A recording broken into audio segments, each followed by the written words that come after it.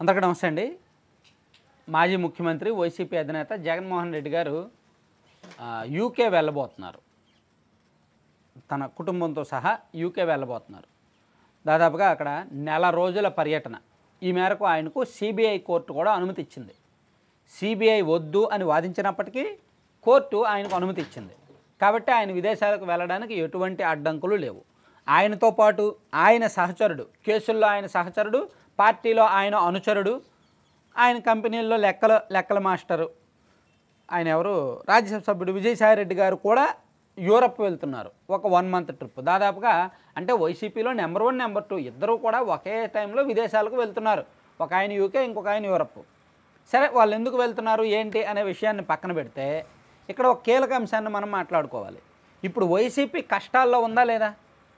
2 రాజ్యసభ సభ్యులు పార్టీకి రాజీనామా చేశారా లేదా? 3 ఎమ్మెల్సీలు పదవులకు రాజీనామా చేసి పార్టీకి రాజీనామా చేసి వెళ్తున్నారా లేదా?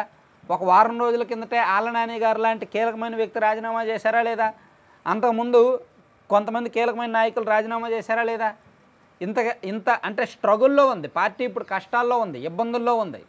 మరి జగన్మోహన్ రెడ్డి గారు విదేశాలకు వెళ్ళిపోతే, నాయకులకు అందుబాటులో లేకపోతే ఎలా? ఈ లోటును ఎవరు పూర్తి చేస్తారు? ఈ కష్టాలను ఎవరు తీరుస్తారు? అది ఇక్కడ వైసీపీకి ఒక పెద్ద టెన్షను. వైసీపీలో సగటు కార్యకర్త భయం అదే.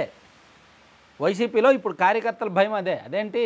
పార్టీలో చూస్తే కీలకమైన నాయకులందరూ, మోపిదేవి గారు అత్యంత కీలకమైన నాయకుడు. సో కీలకమైన నాయకులందరూ పార్టీ మారిపోతున్నారు, వేరే చోటకు వెళ్ళిపోతున్నారు. మా అధినేత చూస్తే దేశంలో ఉండట్లేదు, ఎక్కడికో వెళ్తున్నారు. పోనీ ఒక వారంలోనో 10 రోజుల్లోనో వస్తారన్నారు, 6 నెల రోజులకు వస్తారు. సో ఆయన వచ్చినప్పటికీ ఇక్కడ ఎవరు ఉంటారో ఎవరు వెళ్ళిపోతారో తెలియట్లేదు అని ఒక భయంగా ఉంది. సో వెళ్ళే ముందు అట్లీస్ట్ నాయకులందరితో మాట్లాడొచ్చు కదా, నాయకులందరితో రివ్యూ చేసుకోవచ్చు కదా, జిల్లాల వారీగా రివ్యూ చేసి వాళ్ళకి స్ట్రిక్ట్గా కీలకమైన ఆదేశాలు ఇవ్వచ్చు కదా, నాయకులను పార్టీ మారొద్దని చెప్పి ఏమైనా భరోసా ఇవ్వచ్చు కదా అని కేడర్ అనుకుంటున్నారు. కొంతమంది మేకపోతు గాంభీర్యం ప్రదర్శించినా వెళ్ళిపోయినా మాకేం ఇబ్బంది లేదు, వెళ్ళిన వాళ్ళు వెళ్తారు అని మేకపోతు గాంభీర్యాన్ని ప్రదర్శించినప్పటికీ కొంతమంది పార్టీలో మాత్రం లోపల చాలా అప్సెట్ ఫీల్ అవుతున్నారు, చాలా ఇబ్బందిగా ఫీల్ అవుతున్నారు. ఎందుకంటే వెళ్ళిపోయిన వాళ్ళు ఎమ్మెల్సీలు ప్లస్ రాజ్యసభ సభ్యులు. అంటే జగన్మోహన్ రెడ్డి గారికి ఇప్పుడు ఎమ్మెల్యే సీట్లు మొన్న తక్కువ వచ్చాయి, 11 వచ్చాయి. ఎంపీ సీట్లు 4 వచ్చాయి.